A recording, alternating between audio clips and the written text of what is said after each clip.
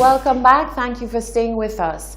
The United Nations Economic Commission for Latin America and the Caribbean, ECLAC, is providing support for the development of the National Gender Policy Strategy and the management of the gender data for the government of St. Lucia, looking to aid the island with its sustainable development goals aimed at achieving gender equality and empowering all women and girls. A special forum was held. Solange Alfred tells us more. The government of St. Lucia is looking to adopt and implement policies, laws, and strategies for the promotion of gender equality and the rights of all women and girls, with the year 2019 being a crucial one for advancing the realization of gender equality and autonomy of all women in the Caribbean. In this regard, Acting Director of Gender Relations Janie Joseph says St. Lucia has prioritized the improvement of the capacity of the Department of Gender Relations with the receipt of technical assistance from the United Nations Economic Commission for Latin America and the Caribbean, ECLAC. The gender data assessment consultation is a half day, and persons who are engaged in gathering data and sharing information from the various departments in government will be attending the data management session. And for policy development, we have stakeholders from within government and as well as civil society, and they are contributing to what is our policy supposed to look like. What are the gaps that we need to fill in the current way that we function?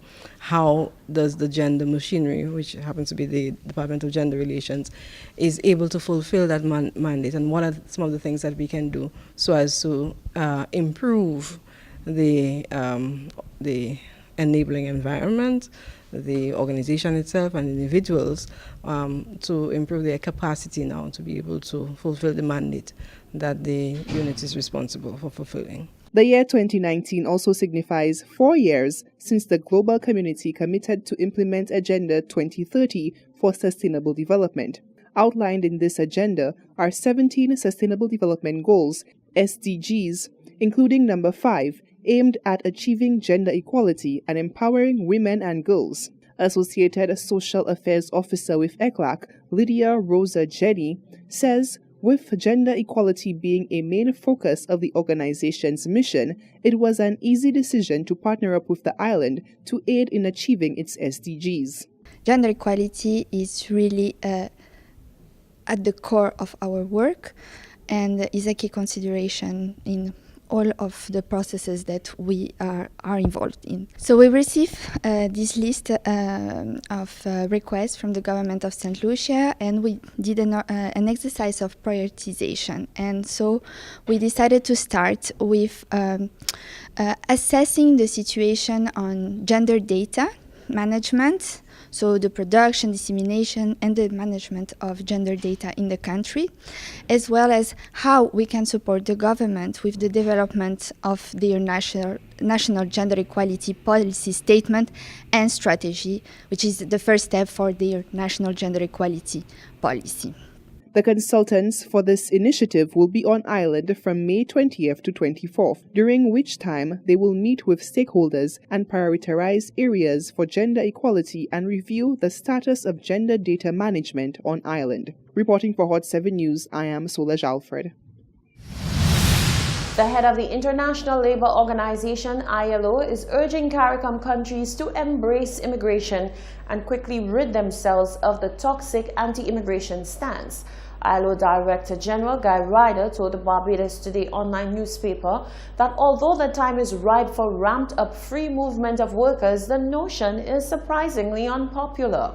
He pointed out that given Barbadian concerns that workforce levels are unsustainable given an aging population, immigration was one of the fixes that should be seriously considered.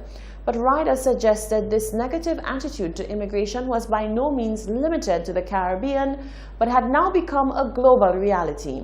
He said at a time when the economic case for more liberal migration has never been stronger, because all stand to benefit economically from more liberal and permissive immigration, the political and social obstacles to immigration seem to be growing.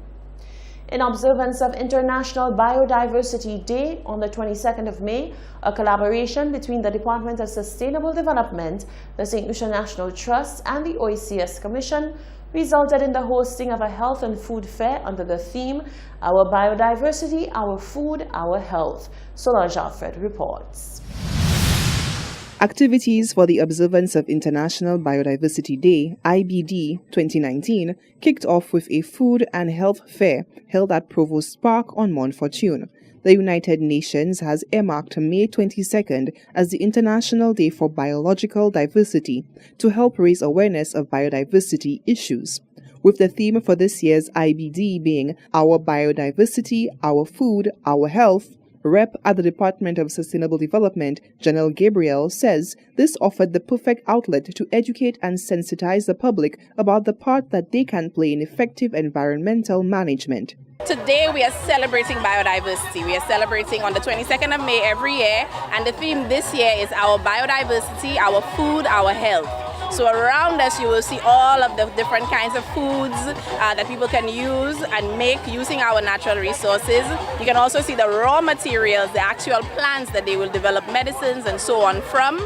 And you can see the innovation and scientific experimentation that has happened as far as food production with aquaponics, hydroponics, and so on. She details the efforts the Ministry of Sustainable Development has taken so far to counteract some of the issues facing the island's biodiversity. Our booth for sustainable development for biodiversity highlights some of the actions we have been taking. So we've just developed our biosafety policy, which protects our food and ensures food security, ensures that we are asking if food that comes into the country is genetically modified and putting in the right measures so if they are genetically modified, they don't adversely impact our environment.